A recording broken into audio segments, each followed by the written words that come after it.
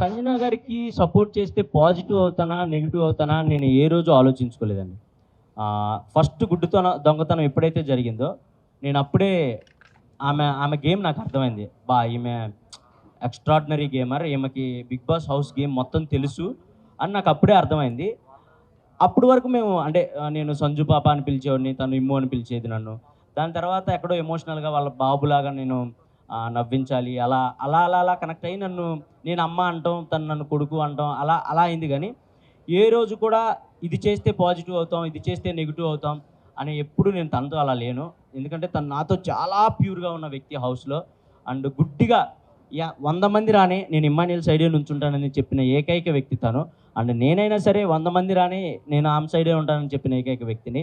And లాస్ట్కి వచ్చే కొందికి crowd తగ్గే కొందికి తెలియకుండా ఫేస్ టు ఫేస్ వార్లు కూడా జరిగాయి. కానీ బట్ అవి మేము అక్కడే సార్ట్అవుట్ చేసుకున్నాం. ఇదంతా గేమ్ వరకే మమ్మ వదిలేసి అంటే తను కూడా అరే నాకు తెలుసు, చాలా మెచ్యూర్డ్గా ఉంటారు, చాలా అంటే చాలా మెచ్యూర్డ్గా ఉంటారు.